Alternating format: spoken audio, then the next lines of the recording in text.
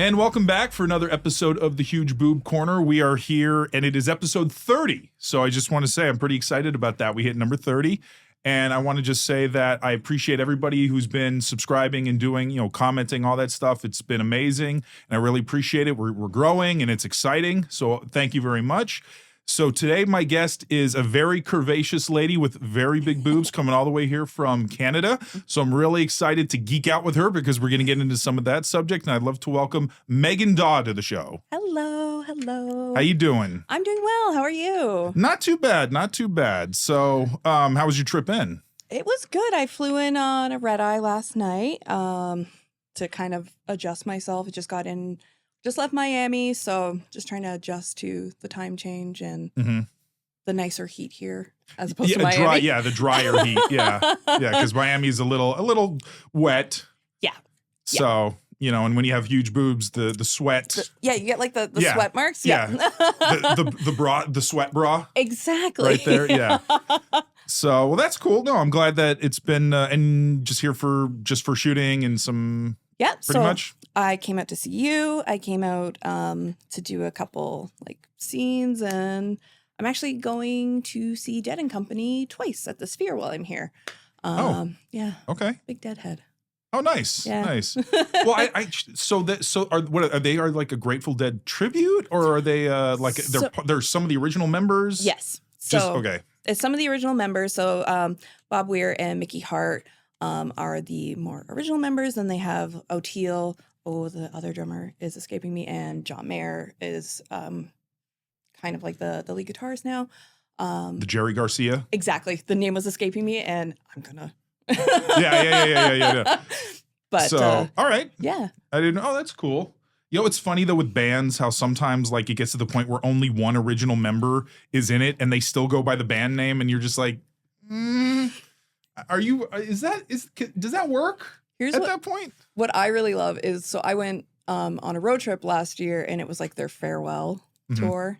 And so that was Dead & Company, and now it's Dead Forever. And it's I appreciate that you changed the name, but also it's final tour? Okay. Yeah. It's always the final tour. Yeah. Bands like Kiss or acts, you see acts that they're it's the final tour after 25 years. Yep.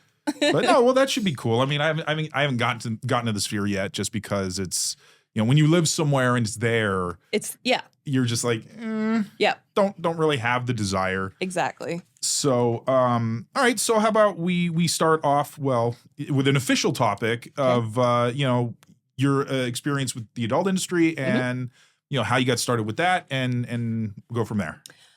So I actually got started on Reddit. I was posting for years on Gone Wild, and then I had met one of my partners on there, and I was well, that's it. I'm done. I'm not posting nudes anymore.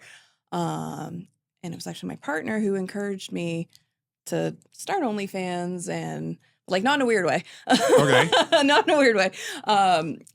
He was just I think you'd be really great at this. And turns out he was right. Okay.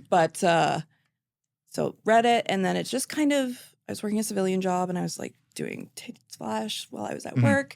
And now I've been able to make this my full-time job, and I do, studio scenes, and it's not the trajectory I thought my life would take, but here we are, and I'm having a good time. Nice. So when did that start? How many years ago? 2 or 3 years ago, I believe. Yeah. Okay. So it's still pretty recent. Yeah. Okay. So when you started to do it, did you start to think, how, did you have reservations, or did you think am I going to be good at this, or what's it going to be like? Yeah. So when I first started, I was when I look back at my content now, I'm oh boy, what's lighting? Yeah. What's lighting? Yeah. What's editing? Yeah. And then I started making my own more complex scenes, because that's where I find a lot of creative fulfillment. And then I was I can just kind of make whatever I want as long as I can make it sexy and take my clothes off. And it's just one of those things that was I think I'm just meant to be doing this, which is weird. Being my calling is to fuck on film. my true calling in life. But yeah. Well, that's cool. I mean, so how is it that was it just because you realized that you enjoyed it so much or you were just really good at it, or what was it Yeah. So it's the enjoyment. A lot of comments I get is that my fans are like, I can tell that you really are enjoying the things that you're doing, which I am. It's really great to fuck on film. Who knew? Yeah. So once I started, I knew that it was going to be on the internet forever. And when girls come to me for advice, I'm like, that's something you need to think about because you're not going to ever get it off the internet. Yeah. And I was like, well, I'm an adult. I have a secure full-time job that they knew what I did. And I was like, well, let's see. And I just jumped in whole hog, I guess. Yeah. But no real reservations. And then just like my parents know what I did, and just turns out that I was good at it. Well, and I'm curious, do you think it's different because I don't know how old you were when you started it, but it's like I think there is a difference from, say, if you start when you're, say, 18 or 19 versus say like 30, or you're a little older, so you're a little more aware of the I don't want to call them consequences, but you're aware of what because you said you knew before you started, like, okay, this stuff's going to be out there. Yeah, the ramifications, the consequences, or ramifications of your actions. Yeah, I think. Yeah, knowing that and being like, well, also nudes are so popular online now that it's just like, who cares? Well, OnlyFans really kind of blew up the whole thing, especially during COVID, because since you had so many people now that started doing it as a means of, and now you have celebrities that have OnlyFans, which now I don't know if they're doing anything with nudity. I'm sure they're not doing sexual things because they don't need to, because if you won't, OnlyFans tries to present itself as, we're just for creators. We're not for porn. Come and watch our cooking show. Yeah, right. Yeah. So they maintain that and everything like that, which is, it's fine. That's what they want to do. Yeah.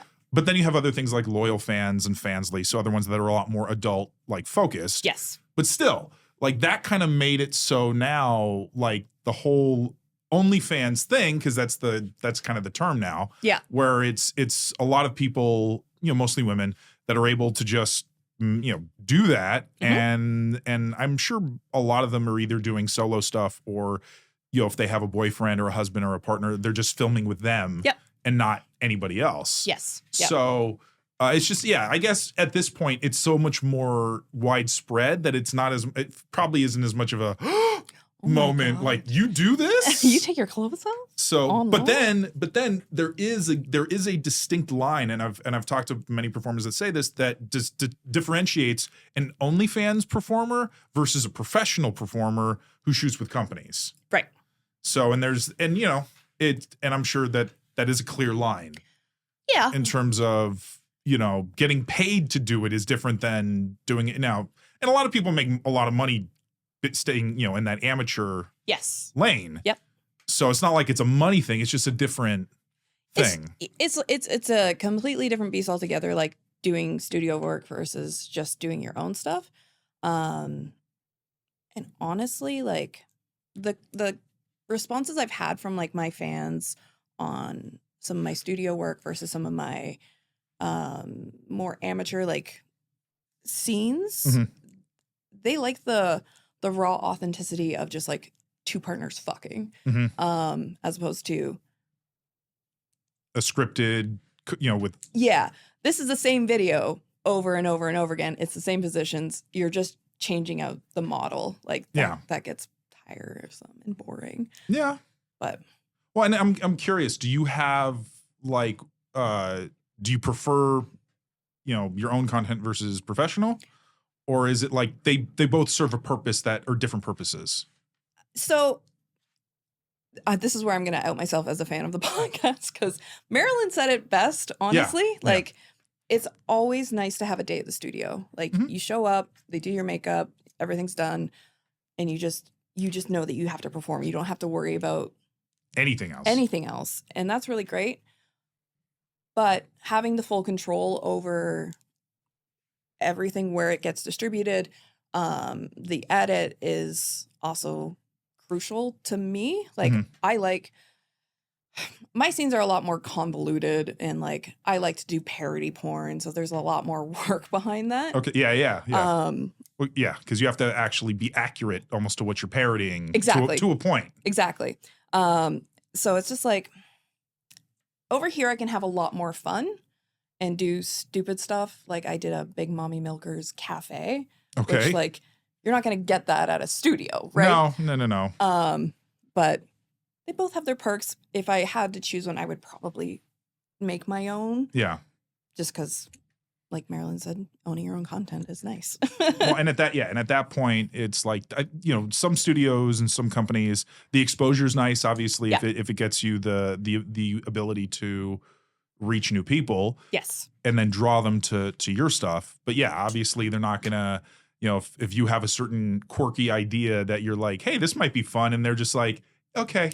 Cool. You can do that on your own. Yeah, exactly. So they have a very specific idea of the kind of content they're going to make. Yes. Yeah. So, and like, with the studios I've worked with, some of them have given me a bit more leeway to have a bit more fun, or you have like we need 10 minutes of this, 12 minutes of this. Like it's the same every time, you know what you're getting.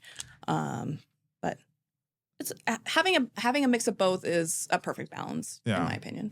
Well, and one thing I think that's been, I'd like to think has been beneficial for you. I don't know if you'd confirm this or not, but considering that, different body types have now become a lot more celebrated and accepted and, looked at as desirable, probably has helped in terms of, because for instance, when, and I'll have other guests on that, they're slimmer, and their boobs are a lot larger and fake. And even then, the companies, and they were telling me how companies don't want to shoot them because the boobs are too big. Yeah. So, but it's nice though that the industry has changed now so that women and people of all different sizes now can achieve some form of success, hopefully, and appreciation for what they do. Absolutely. I do think, and this is my hot take, like a lot of the like mainstream studios are really missing out by not hiring a more diverse body. Sure. Body type, whatever you want to say. They'll throw out like one fat girl video a year, and I'm sorry if fat girl, it offends some fat girls. No. I'm sure. Yeah. It's a descriptor for me. Yeah. So like curvier, more voluptuous, however you want to describe it. But like they'll throw out one and be like, oh well, we didn't get a response. It's like, yeah, because the people that like fat girls aren't going to sign up for one a video. year. Yeah. And it's like, you're missing out on so much money. Like BBW and trans, I think, are some of the most searched for porn topics, and they're just like, oh. Yeah, and again, it is what it is. They choose to do it. Obviously, I think some of the companies they probably look at themselves as successful enough, and they don't need to. Yep. In which case, okay, well, it's going to be an untapped market, and for the people that do, do get into that genre, then they'll be that much more successful because they'll have less competition. Exactly. So, would you say that your love of geeky things has influenced a lot of the content that you've made?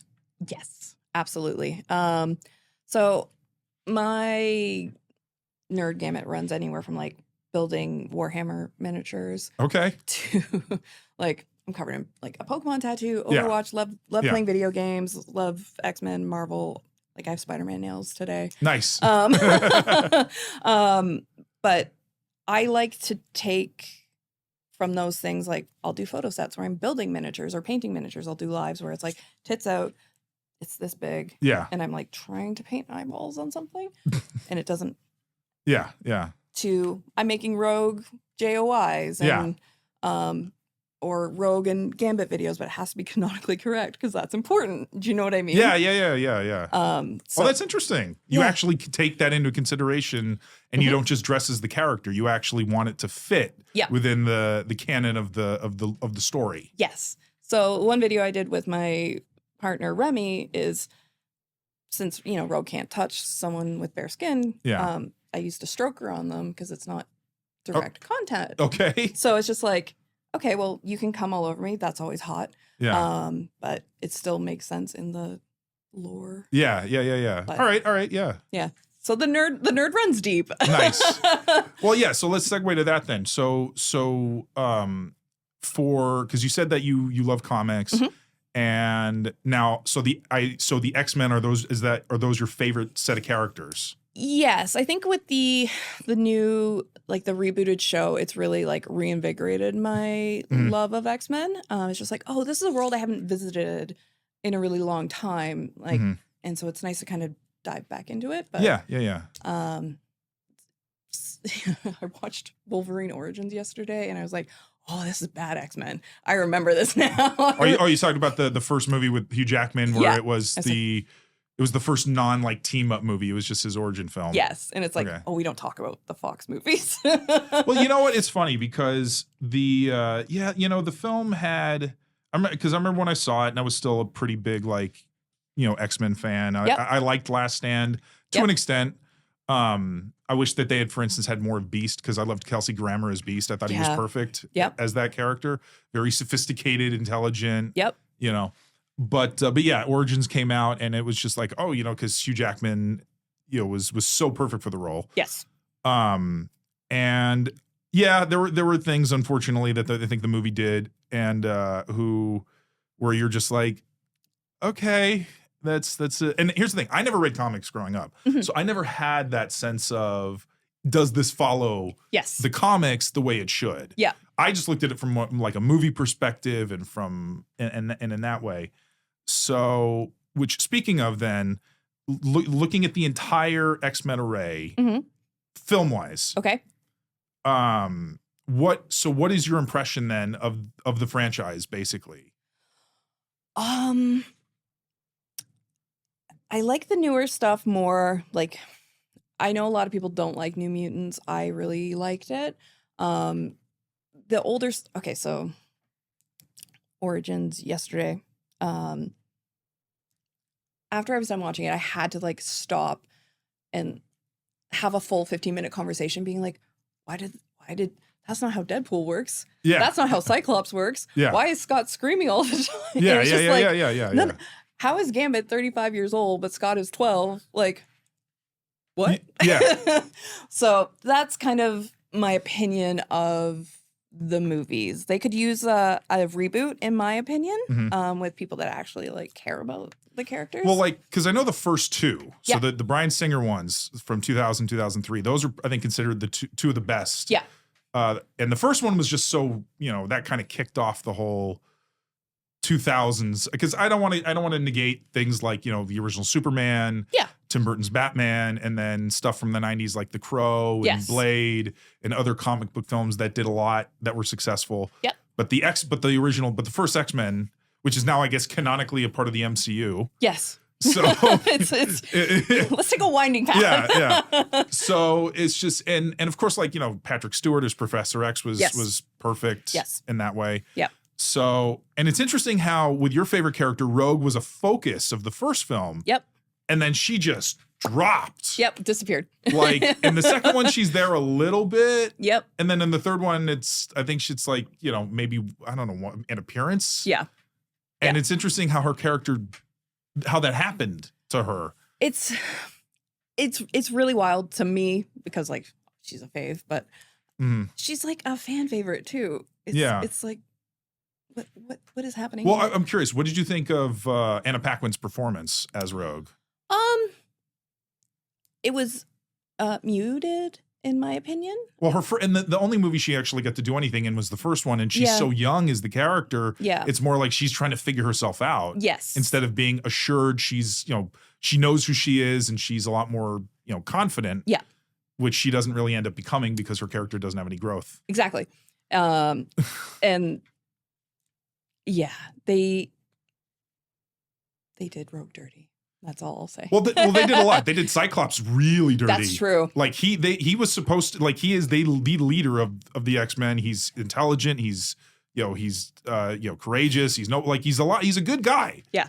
But they made him into kind of like Wolverine's punchline because he likes Jean and they're together. The whole throuple. Yep. Yeah. So they turned him into kind of this almost a I'm trying to think of the right word, but just like almost like a side guy who's constantly like, hey man, don't mess with my girl. Yep. And that's all he really does.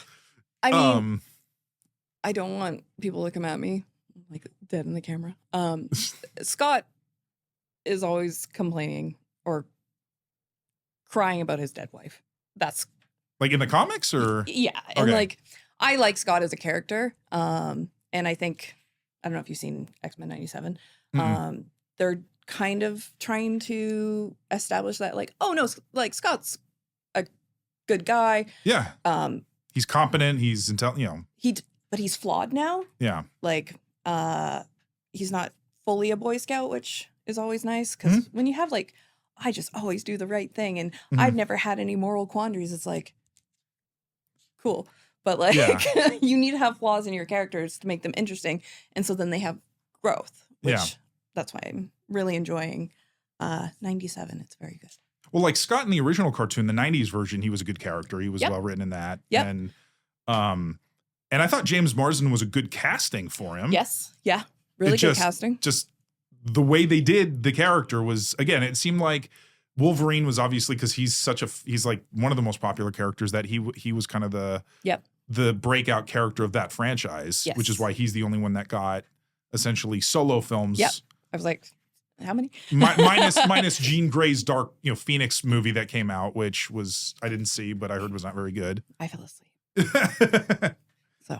So, but I'm curious then, what is it? Because if Rogue is your favorite character, what is it about her character that you like so much?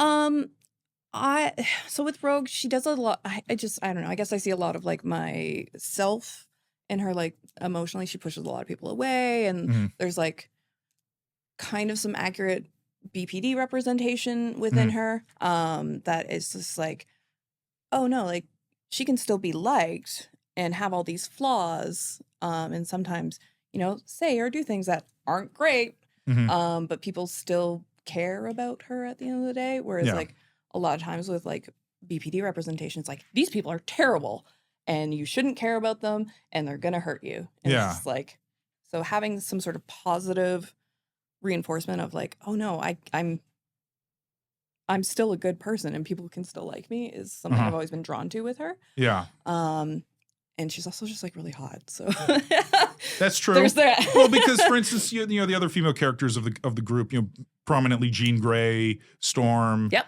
I don't know if you count Jubilee in there. I like Jubilee. Even though she's a little kind of useless in a lot of ways. I don't know if I don't know if they've made her character more like effective. Yes. But yeah, still comparatively for what the other characters can do. Yeah. Comparatively.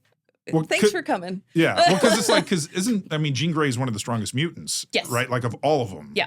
Or at least her potential when she's. Yes. Yeah. Storm is the best. Everyone loves Storm.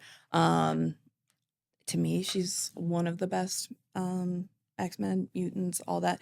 Jean is, because then I like want to talk about Madeline Pryor and the whole like everything with the X-Men. Why is it so complicated? Yeah. But Jean and Scott are like, you're Boy Scout, good girl. Like, I'm glad that they're happy. Do you know what I mean? Yeah. But like in X-Men 97, when they introduce her, they literally introduce her as like a pregnant woman. It's like she comes in like belly first, and I was like, "You did that to Jean Grey? Okay, that's a choice." But yeah. I'm like, these are some hot takes that I'm gonna get in trouble for. Yeah, well, the people obviously have very strong opinions about these characters, and considering that you have so many iterations of these characters from different universes and different crossovers, because I can't remember if it was weren't they in Civil War, the Civil War comic, the X-Men are in it, like with the Captain America and Iron Man, like the X-Men are part of that storyline. I think so. This is where I kind of dipped out of everything. Okay. So I'm not 100% sure. I've recently gotten into like rereading a lot of the older stuff. But I think so, but I'm not 100%, so I don't want to. Yeah, sure. I don't want to commit. Yeah, no. I get it. Well, and that's the thing is when the MCU has had to try to do storylines that originally incorporated characters from, that Fox at the time owned when they didn't own Fox. Yes. Oh my And God. so, them trying to rework it. And I'm actually in the middle of an MCU rewatch. Where are you? So I just watched Winter Soldier. Oh, yeah. So, and it's amazing how to me, like, I think Captain America actually has the best film, like solo film trilogy of the MCU. I think that's pretty accurate. Like, I was also like, are you watching them the order that they came out? Or? Yeah, I'm watching them as in terms of in terms of how they came out. I'm not doing chronological where it's like going Captain America first because that's in the 40s, and then would be Captain Marvel in the 90s. Yeah. And then everything after that, which is so because in the context of the story, that's how they were released. Yes. Yeah. But I mean, because those first three phases, the Infinity Saga with Thanos, because unfortunately since then has been a lot shakier with the films, whereas that first 10 years was pretty solid. It's lightning in a bottle that I don't think you're gonna get again. No, I don't think so. I mean, your most popular characters, which are Robert Downey Jr. as Iron Man, Chris Evans as Captain America. Yep. No disrespect to Anthony Mackie as the new Captain America, but he just probably doesn't have the same sort of fan base that Steve Rogers, that Chris Evans had. Yeah. And when you rewatch the first film of his, the first Avenger, when you see Steve like as the weak, in his weak form, and he's just so much like there's so many great moments that they did to build his character up to make you root for him. Yeah. And then when he becomes Captain America and all that stuff, it's just you're happy for him, you're rooting for him. Yep. So whereas unfortunately, Sam just never got that same kind of like they did the show, but the show was still kind of an after thing. It's like we already know the character. Yeah. So now we're just seeing him reacting to things as opposed to getting to know him. Yes. Yeah. So the shows, I'm glad that they're slowing down on them, but for me, it's like one of my favorite characters is always Loki. And the first season of Loki was really great. And then season 2 was not very. Yeah, and it's just like you don't always need to know what the characters are doing after your big arc is ended. Yeah. Like, I'm delighted that Loki is alive in a way, but like their only good show after Endgame was WandaVision. I don't know if you watched that one. No, I didn't. It's really good. But like I heard that they're giving Agatha, which is like one of the characters in. Yeah. Well, I've seen the memes. Yeah, exactly. Because why is she getting her own show? Yeah. It's the same as like Morbius being put back into theaters. It's like just because it's a meme, it doesn't mean it's she's got the winking like the and that's like the one thing that you know about it. Yeah. But in the WandaVision was an interesting premise, this idea of her having to deal with her grief from losing vision, and so creating this fake reality that she can live in. Now, granted, from what I understand, she didn't really I don't know if she faced consequences for essentially mentally enslaving a town to play into it. Yeah. So, because she's the villain in Multiverse of Madness, the second Doctor Strange, but which I'm like, that shouldn't, whatever.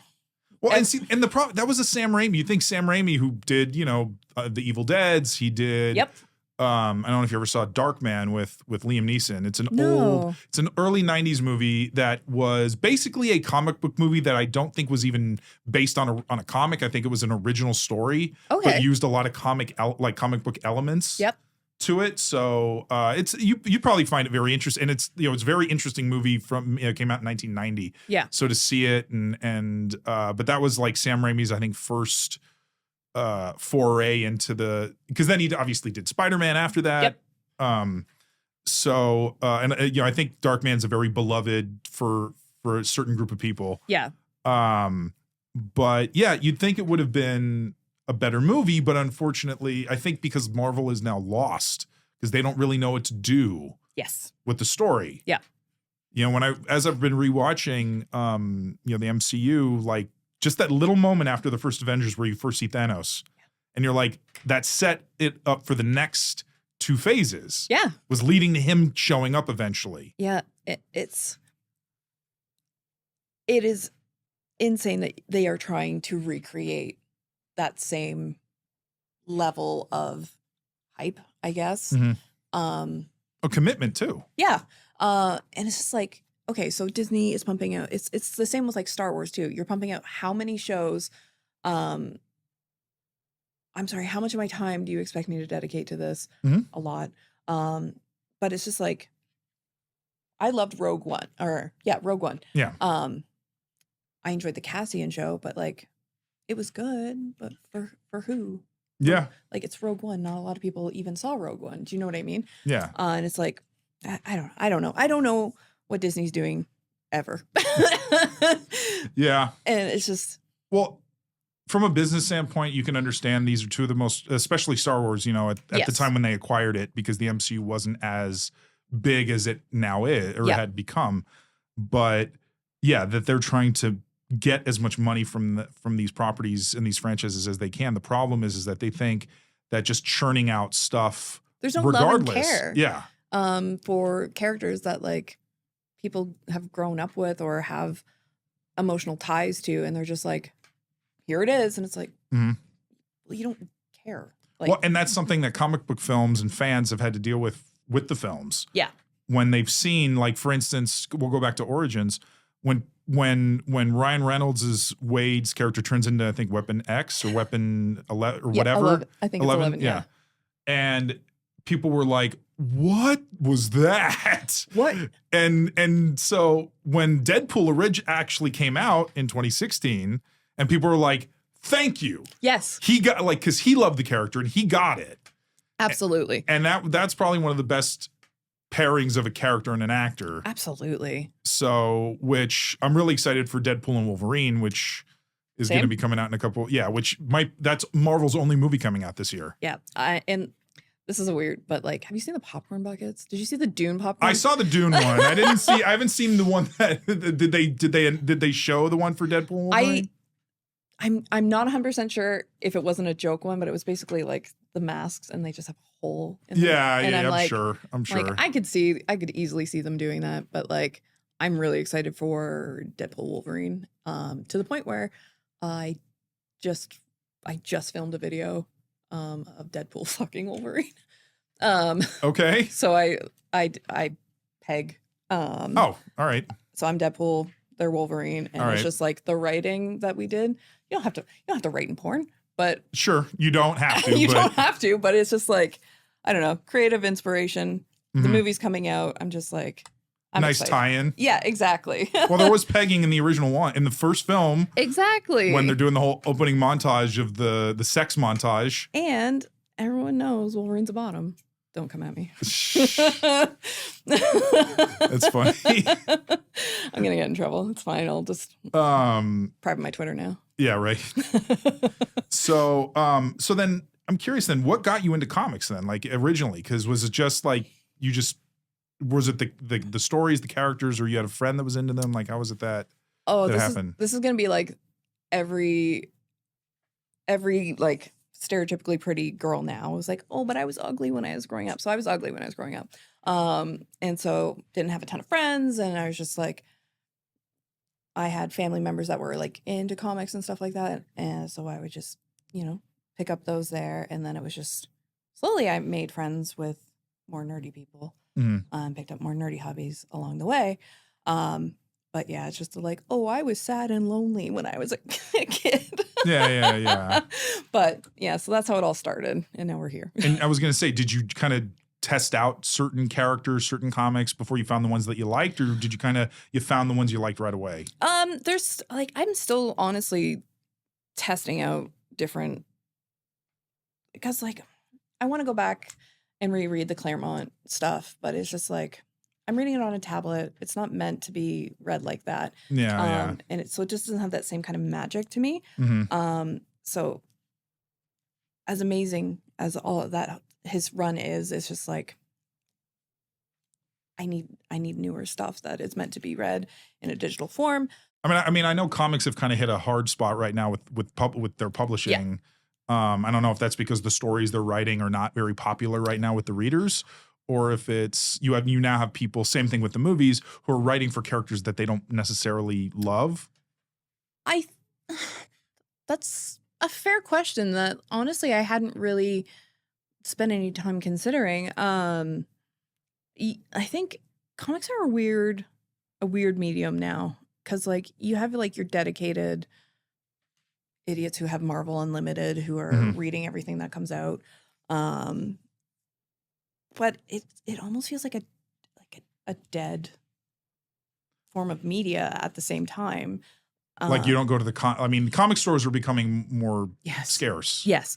So that's one of my things that I'm doing here is I'm going to, I think it's Cosmic Comics. It's like the biggest. I think I've seen it. But I'm just excited to like get my hands on stuff. But I do think that like, I mean, I live in Canada as well. So I don't have as much access to a lot of stuff. So for me, it feels very much like we're just going to parade out characters. I like also like kind of the one shot graphic novel, like Rogue and Gambit or the Unlimited series. I think a bunch of different characters have those. But yeah, I don't know. It's a weird question that I now need to. Well, because it seems like at this point, comic media is more driven by movies and television shows now than it is by the actual comics. Yeah. And it almost seems like the comics are more tailoring themselves to how the movies and everything are. So for instance, like Nick Fury didn't initially look like Samuel L. Jackson, but now he does. Yep. Now they've basically, I don't know if it was a retcon or if it's just a new version of the character that's who it is now. Yeah. So I forget exactly which one I was reading, but it was Storm looked like Halle Berry. Okay. And I was like, that's just fine. Yeah. But it's just like, oh, like there's been a bit of a change. Do you know what I mean? Very similar to like, I don't see anyone else as Nick Fury, but yeah, it's like Ryan Reynolds as Deadpool. There's no one else that's Deadpool, but well, it's lucky he's in a costume where you don't see his face. Accurate, yeah. So, but yeah, I guess it's like Star Wars where it's like it's built to sell Lego and other toys. The merchandising now becomes more important than the storytelling. Yeah, exactly. And I think that is part of kind of what's missing about that form of media these days. Well, you also don't have I don't know if the artistry involved is as, because when you had original artists like Jack Kirby and some other ones, unfortunately, I'm not as versed. I just know of Kirby because they mention him so many times as like, I think the godfather of comic book artistry. Yep. Because he worked with Stan Lee and all that stuff. And a lot of people look at him as kind of the best, one of the best of all time, if not, the greatest of all comic book artists. Yep. But I don't know if that in and of itself, because back then, when everything was crafted so strongly. Yeah. Where now it just seems like it's just so mass produced. Yeah. That there isn't that kind of attention to detail that there might have been in the past. Yeah. And like, to me, it's kind of telling that like, so for New York Comic Con and stuff like that, you don't really have like the writers of the comic books. You don't have like the illustrators of the comic books attending these things in Artist Alley anymore. And it's just like, that's kind of sad. But still a lot of talented illustrators, obviously. Yeah. But I guess it really depends on who or what you're reading. Cause like a lot of stuff for me, like I forget what I was reading recently. It was a Rogue and Gambit and it was just like things in the background, like that don't really need to be there, but there's just a lot of love and care. It really just, I guess, depends on your illustrator and the writer on if like this particular one, she had grown up loving Rogue and Gambit, their whole thing. Yeah. And so when she could work on it, she was like, I really want to focus in on everything about this. So there's a lot of love and care given there. Whereas like if, she was given Cyclops or something, it's like, oh, this is fine. Yeah. But well, that's difficult because the X-Men is such a big team. It's almost like, to only care about a few of the characters and you can do them really well, but then you're leaving the rest kind of behind, which is, again, what kind of the movies unfortunately ended up doing. Yeah. Where it's just fascinating because the older films for X-Men, like, because it seemed like they weren't able to understand how to balance a team dynamic as much. Like when you get to the Avengers, that had a much better way that they were able to balance all the main characters. It's like they were like the people at like Marvel were like, yeah.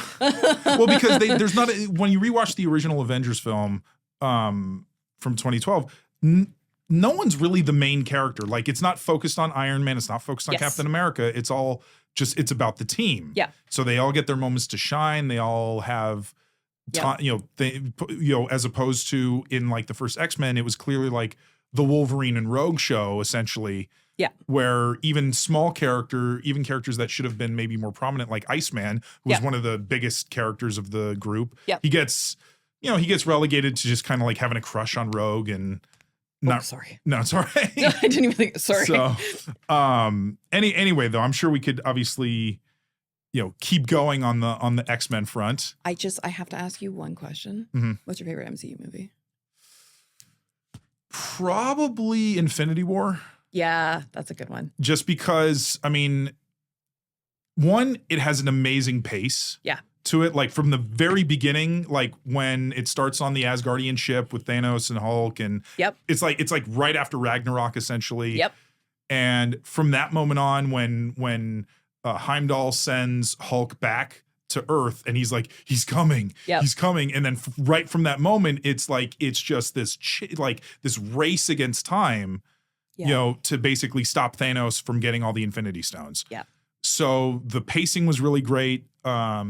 And I think that you got to see a lot of great character interactions in that one between like Thor and the Guardians or Stephen Strange and Tony Stark and Spider-Man, like all these great little moments. So good. Yeah. Whereas like Endgame, which, was again, I thought it was a pretty good follow-up. Yeah. But it didn't there were moments where the movie kind of drags. It's a 3-hour movie.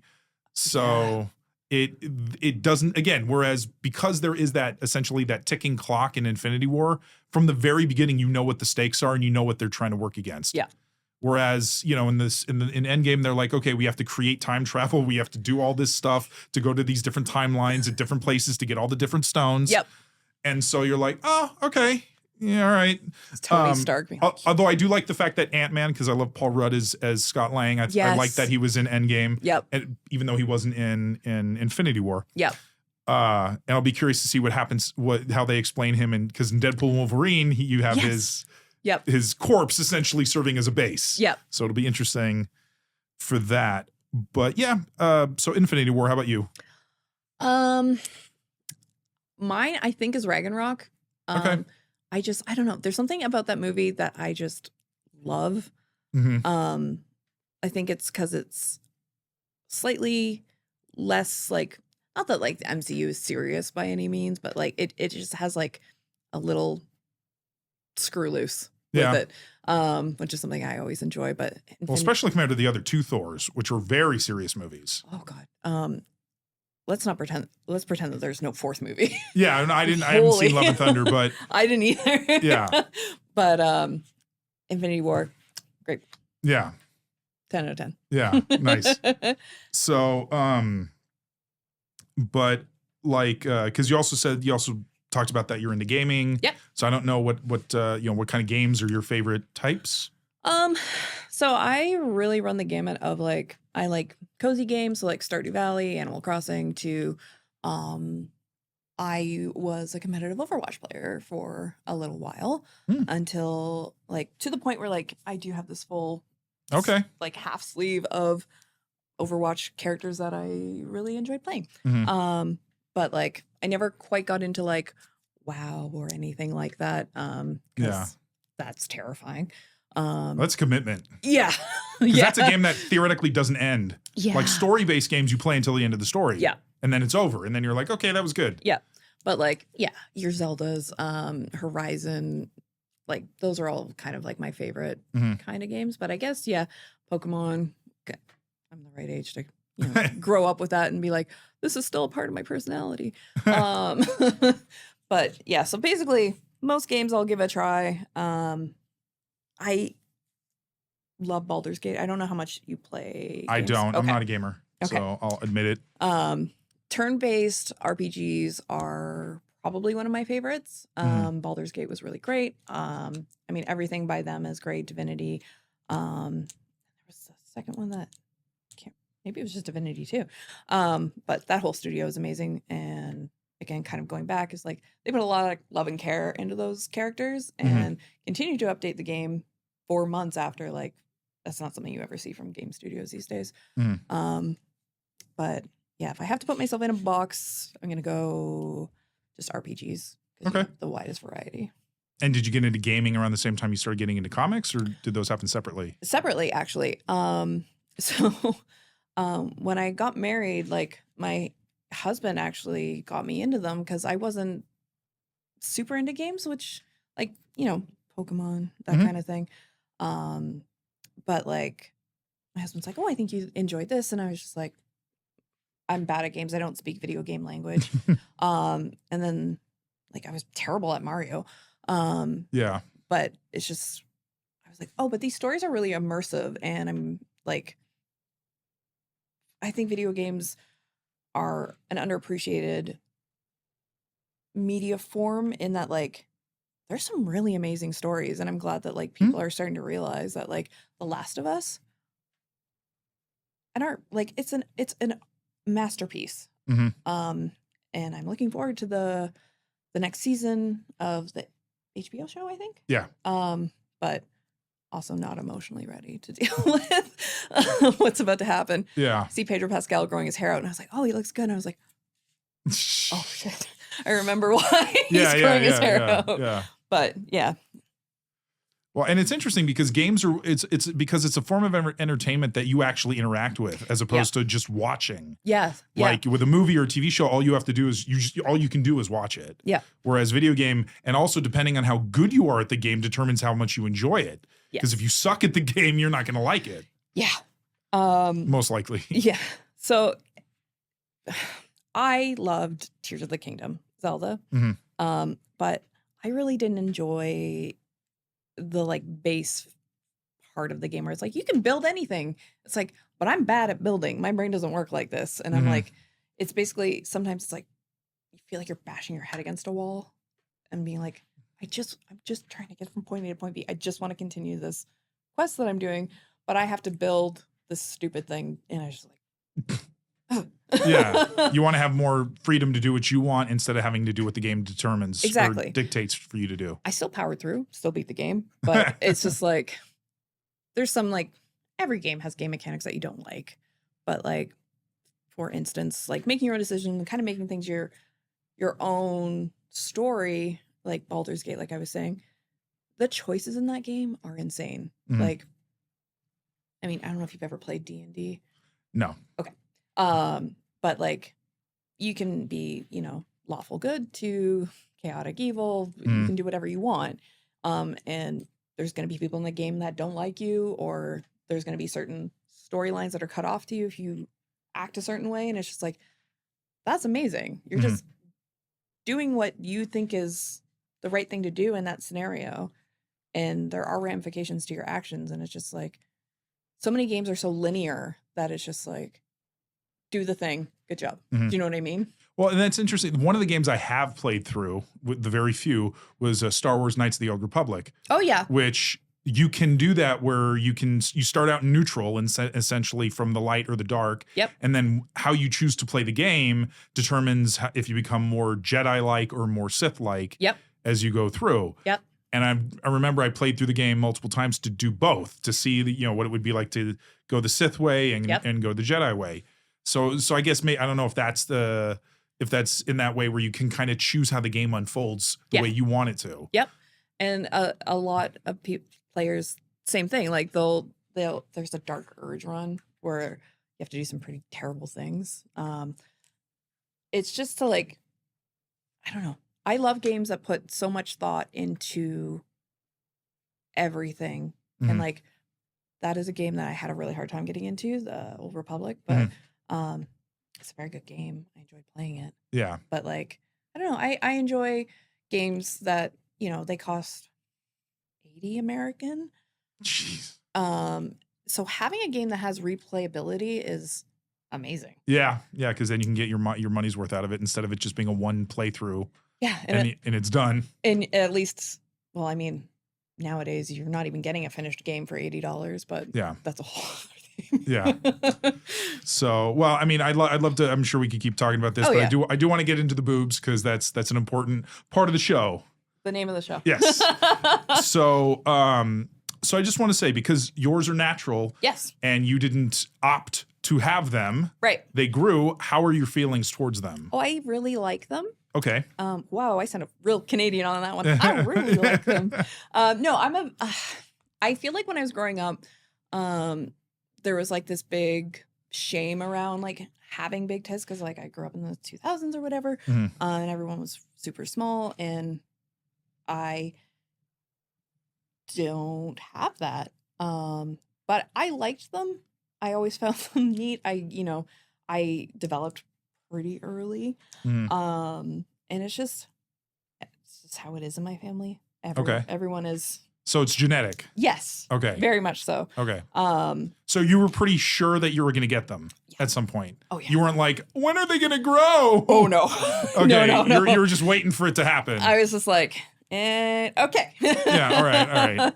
So, and was it like, was it gradual or was it like a growth spurt? Ooh. I think it was pretty normally gradual, and then it was like, bam. Yeah. Okay. Yeah. It was and like I honestly feel like a lot of times that they're still just like, I just got this bra and I'm already like having some issues. Yeah. Like there's some macromastia going on in my family, so they just keep getting bigger. I was gonna say, so and when with macromastia, is that where it's kind of a unprovoked growth? Like they just keep growing. Yeah. For no reason. Yeah. Okay. And like I do like that condition. It's a very good condition. Well, I mean, I'm sure for some people it becomes very troublesome, but yes, from a boob admirer perspective, I do appreciate it. I met a girl, Love Bunny is her name online, and her tits are so big that I had boob envy, and I was like, my tits look small, and that's like a severe case of macromastia. I'm like, I just have a nice one where it's just like, it's just a little bit bigger. Yeah. Just a little bit. Let's keep growing just a little bit. So what's their growth rate then? Like, would you say that you like every 6 months you need a little bit bigger of a bra, or like every year, or what would you say? Yeah, every 6 months to a year. Like my usual ish is like 44K. Is that are Canadian size American the same, or are they different? I believe they are the same. Okay. Because I also have to do like European. I get a lot of bras from Poland. Yeah, and those are different. Yes. So they're actually, the 44K I think is European sizing. Okay. Not sure. They're big. Yes. They're big. Yeah. But a lot it's so weird. Like growing up, a lot of people were like, you need to get those reduced. And I'm like, I really don't want to. So you never had that desire to want to get rid of them ever? No. You liked them as being big? Yeah. Always been a big fan of them. And it's just like, oh, your back's gonna hurt. It's like, my back's gonna hurt anyways. Like, I'm gonna have back problems when I'm 80 regardless. Yeah. I might as well have pretty cool tits. So yeah, right? You're at least I get something for my trouble. Exactly. And like, I don't know, there's that weird like, oh, well, if you wear spaghetti straps, people get weird because it's like, oh, you're looking for attention. It's like, they're just my tits. It's just a part of my body. This is just part of who I am, and I'm sorry that I exist if that bothers you. Yeah. Exactly. But, so then you embraced them pretty easily as they got bigger. Yeah. Like you were like, awesome, let's go. Exactly. Honestly, like all the time I was like, this is fucking cool. Nice.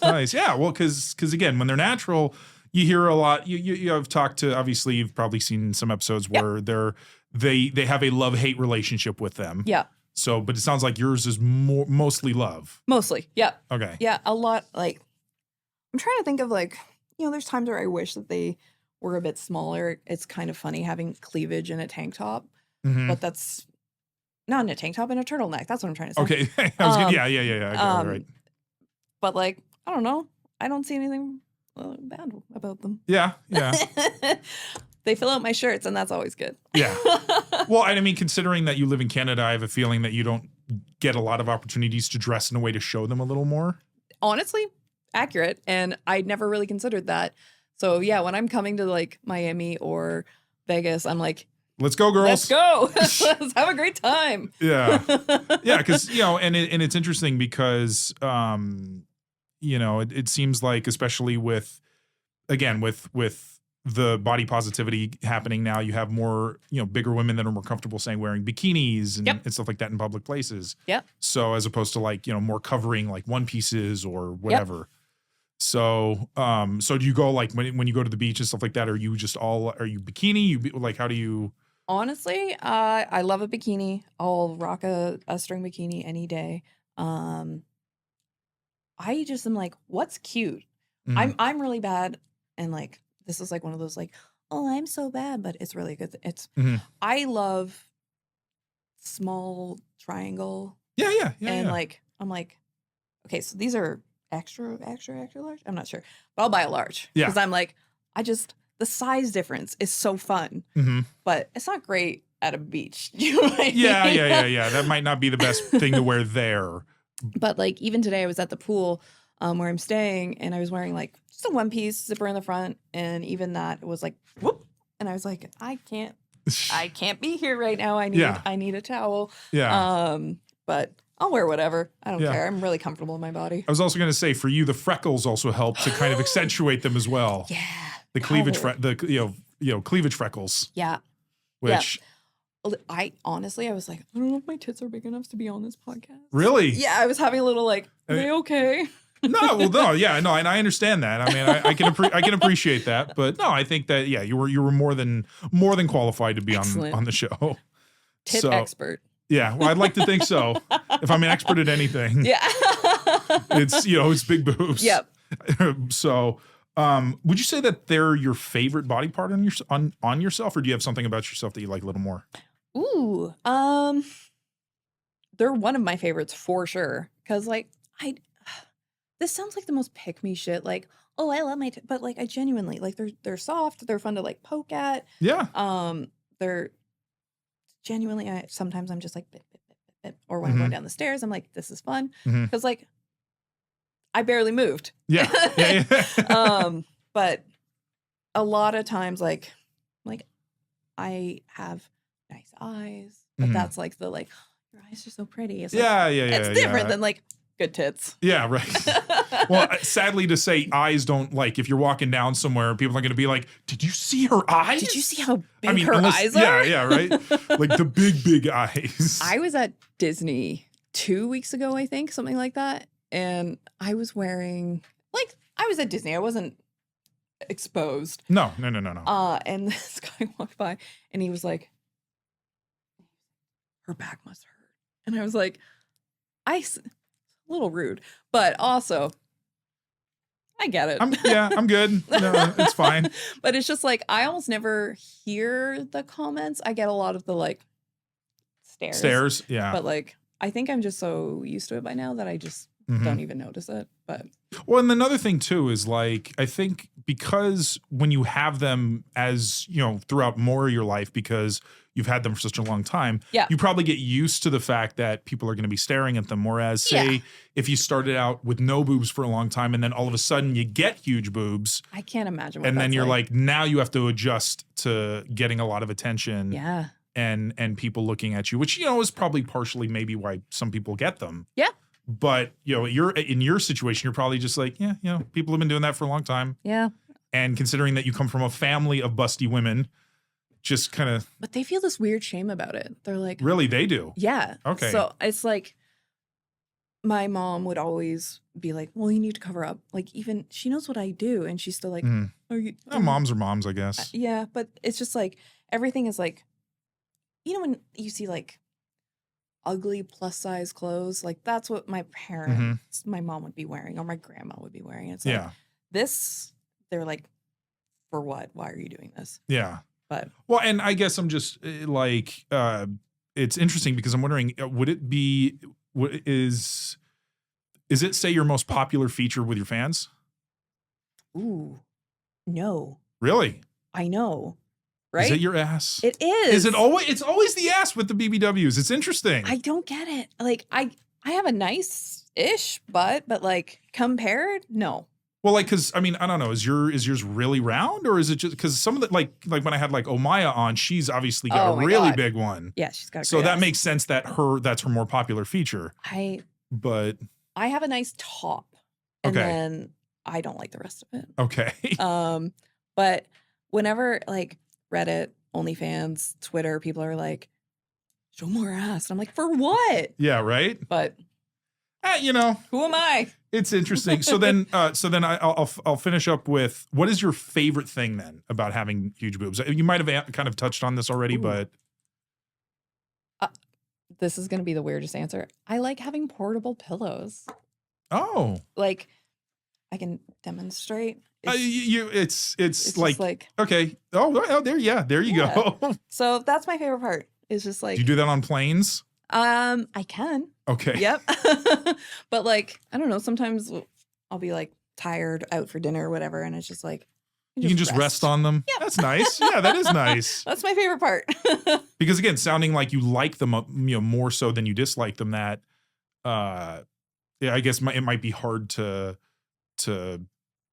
choose, I guess, what your favorite thing about them is. Yeah, it's just, I don't know. They're neat. They're tits. It's not that serious. You know what I mean? Well, it depends on who you ask. I guess. You know what? I think they can be very serious, very important. That's very, as soon as it left my mouth, I was like, it's okay. It's okay. But do your partners enjoy them too? Oh, yeah. Okay. Yeah. Oh, yeah. I mean, not to say, it'd be surprising if they wouldn't, but you know. They're pretty big fans. That's good. Yeah. Yeah. One is like, yeah, they really like to get in there. Nice. Is the way I'll word that. Okay. All right. And do you like huge boobs on other women? Oh yeah. Okay. Yeah. Okay. Honest, like, not to give like a everyone's beautiful, but fucking everyone's beautiful. Mm-hmm. But like, there's just something about tits. I think it's like being Pamela Anderson, like all that was so popular when I was younger that I'm like, big tits are cool.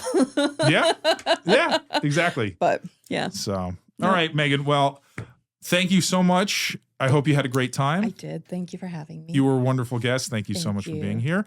And to all of you out there in Huge Boob Land, we will see you next time. Bye. Bye.